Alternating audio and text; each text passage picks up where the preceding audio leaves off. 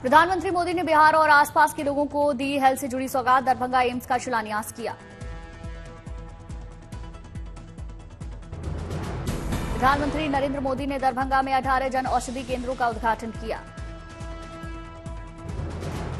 PM ने बिहार को दी विकास की सौगात। 5,000 करोड़ रुपए से ज्यादा की राष्ट्रीय राजमार्ग परियोजनाओं का उद्घाटन किया। प्रधानमंत्री ने भोजपुरी लोक गायिका शारदा सिन्हा को श्रद्धांजलि दी। नीतीश कुमार के शासन की तारीफ की। दिल्ली में जल्द चलेगी नमो भारत रैपिड रेल। बिजली सप्लाई की बाधा दूर।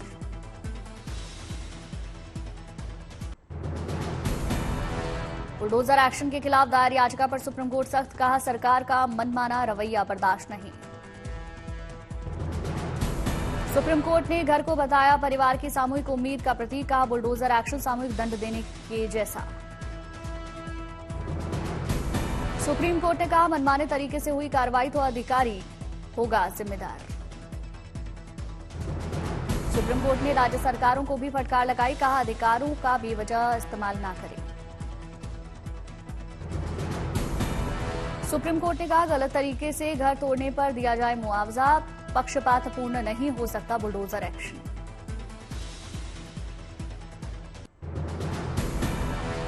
झारखंड में पहले चरण के चुनाव का मतदान जारी। सुबह 11 बजे तक 13.4% मतदान। झारखंड के सिमडेगा में अब तक सबसे ज्यादा मतदान। सुबह 9 बजे तक 15.9% हुई थी वोटिंग। पूर्वी सिंहभूम में वोटिंग की रफ्तार सबसे धीमी। 9 बजे तक 11.25% वोटिंग। पहले चरण में कुल 683 उम्मीदवारों का फैसला, जिसमें 73 महिला उम्मीदवार भी शामिल। पहले चरण में बीजेपी के 36 प्रत्याशी, झारखंड मुक्ति मोर्चा के 23, कांग्रेस के 17 उम्मीदवार आजमाएंगे अपनी किस्मत। 2 चरणों में हो रहा झारखंड विधानसभा का चुनाव। 23 नवंबर को झारखंड चुनाव के आएंगे नतीजे। चुनाव आयोग ने एक्स पर पोस्ट कर लोगों को मतदान के लिए जागरूक किया। लिखा, हम हैं तैयार, अब आपकी बारी। जमशेदपुर में 100 साल के बुजुर्ग ने मतदान किया। कहा, पहले हमारे यहां पहुंचने से पहले ही पर चुका होता था हमारा वोट, अब बदले गए हालात। झारखंड चुनाव में दिग्गजों ने किया मतदान। राज्यसभा के उपसभापति हरिवंश नारायण ने वोट डाला। घाटशिला से बीजेपी प्रत्याशी बाबूलाल सोरेन ने पत्नी संग मतदान किया। ज्यादा से ज्यादा वोटिंग की अपील की। कड़ी सुरक्षा के बीच वायनाड के मतदान केंद्र पर पहुंची प्रियंका गांधी। बीजेपी की नव्या हरिदास से मुकाबला।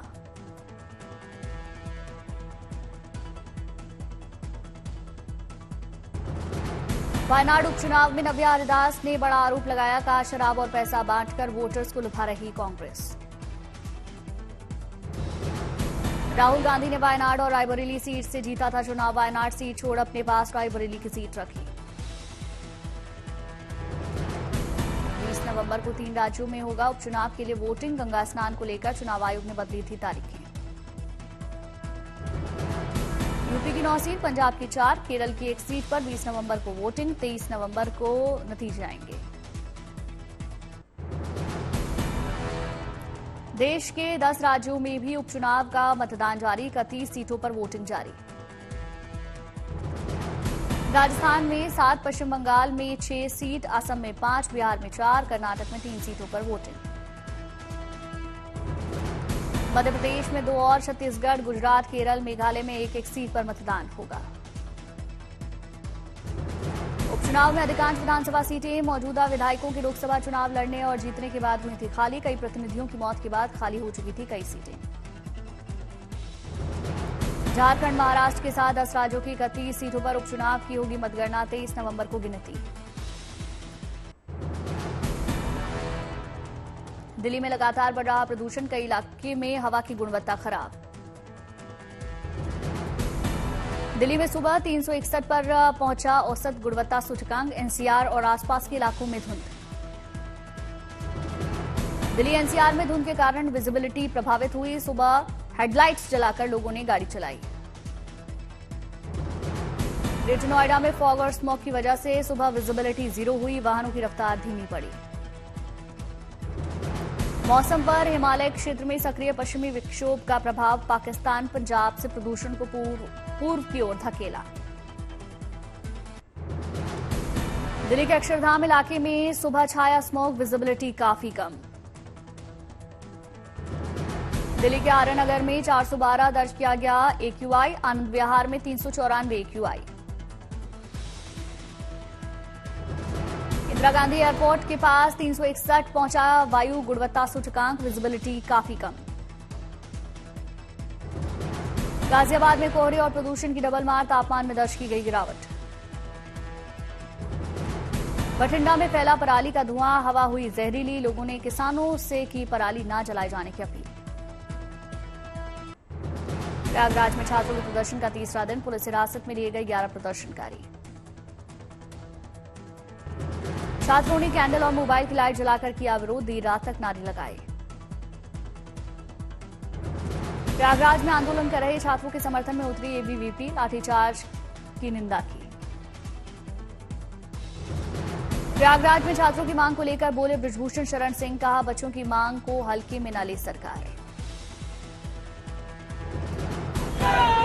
देखिए, मेरा एक आग्रह है सरकार से कि बच्चों के जो मांग है उस पर बहुत गंभीरतापूर्वक विचार करना चाहिए और सहानुभूतिपूर्वक विचार करना चाहिए, इसको हल्के में नहीं लेना चाहिए। अकोला में सीएम योगी ने एक बार फिर लगाई हुंकार, कहा जो भी होना है आर पार होना है, या तो हां होगा या ना होगा। तो ये गुंडे कालनेमी बन करके अलग अलग रूपों में जाकर के गुमराह करने का प्रयास करेंगे। जो भी होना है आर पार होना है।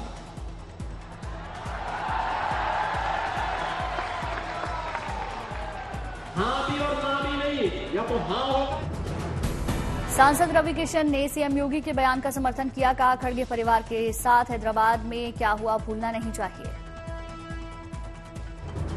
उत्तर भारत को याद रखना चाहिए, उनके परिवार के साथ हैदराबाद में क्या हुआ था, तेलुगु समाज के साथ क्या हुआ था, कैसे जलाए गए थे, कैसे मारे गए थे।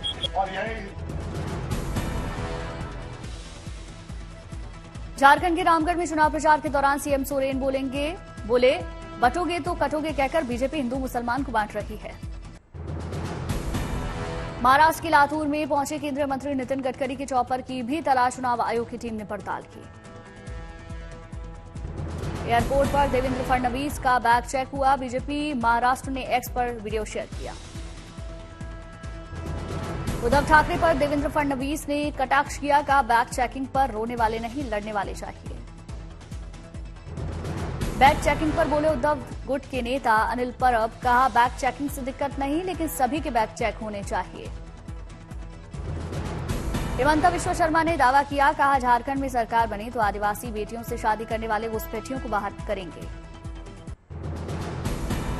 गुजरात के आनंद गांव में महेंद्र भाई पटेल उर्फ मेघदादा का हुआ जोरदार स्वागत, गांव के लिए करोड़ों रुपए दान किए। अमेरिका में रहने वाले NRI मेघदादा ने कराया गांव का विकास, बच्चों की शिक्षा के लिए कराएंगे 100 करोड़ रुपए की FD। मेघदादा के स्वागत में सांस्कृतिक कार्यक्रम, बग्गी पर बिठाकर सम्मानित किया।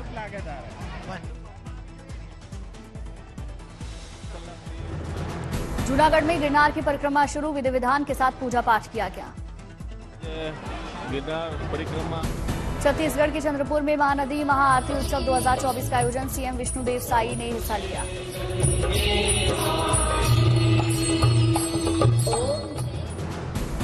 वाराणसी में गंगा महोत्सव का आयोजन, बड़ी संख्या में गंगा आरती में शामिल हुए श्रद्धालु। उज्जैन में उपराष्ट्रपति जगदीप धनखड़ ने 68वें अखिल भारतीय कालिदास महोत्सव का शुभारंभ किया। एमपी के राज्यपाल मंगूभाई पटेल और मुख्यमंत्री मोहन यादव शामिल हुए। अजमेर में देवोठनी एकादशी पर पुष्कर मेले का शुभारंभ हुआ, बड़ी संख्या में श्रद्धालु पहुंचे। दिल्ली पहुंचे सऊदी अरब के विदेश मंत्री prince Faisal bin Farhan Al Saud, भव्य स्वागत। कोलकाता में Tata Steel Chess India Rapid प्रतियोगिता का आयोजन, ग्रैंड मास्टर आर प्रज्ञानानंद ने विजेताओं को सम्मानित किया। दिल्ली में रक्षा सेमिनार का आयोजन जनरल अनिल चौहान शामिल हुए। नर्मदापुरम का सतपुरा टाइगर रिजर्व में सैलानियों को बड़ी सौगात। टाइगर रिजर्व घूमने के लिए सोलर बोट परिवहन की शुरुआत हुई। अमरावती में आंध्र प्रदेश सरकार और रिलायंस के बीच समझौता हुआ। आंध्र प्रदेश के सीएम चंद्रबाबू नायडू शामिल हुए। अमरावती में आंध्र प्रदेश के सीएम चंद्रबाबू नायडू ने एनडीए गठबंधन के विधायकों और विधान पार्षदों से की मुलाकात। डिप्टी सीएम पवन कल्याण भी मौजूद रहे। समस्तीपुर पहुंचे रेलवे बोर्ड के chairman Satish Kumar. Railway station का जायजा लिया। भोजपुरी फिल्म अभिनेत्री अक्षरा सिंह को धमकी। फोन कॉल के जरिए मांगी गई 50 लाख रुपए की रंगदारी। अक्षरा सिंह को रंगदारी देने के लिए मिला 2 दिन का वक्त, नहीं देने पर जान से मारने की धमकी। अक्षरा सिंह ने दानापुर थाने में अज्ञात लोगों के खिलाफ लिखित शिकायत की। पुलिस मामले की जांच में जुटी। एमपी सरकार में मंत्री कृष्णा गौर के बेटे के साथ लेबर सप्लाई का ठेका दिलाने के नाम पर लाखों की ठगी। मुंबई से एक ठग गिरफ्तार। यूपी के सोनभद्र में पुलिस ने बड़ी कार्रवाई की। बच्चा चोर गिरोह के 4 सदस्यों को गिरफ्तार किया। अन्य की तलाश तेज।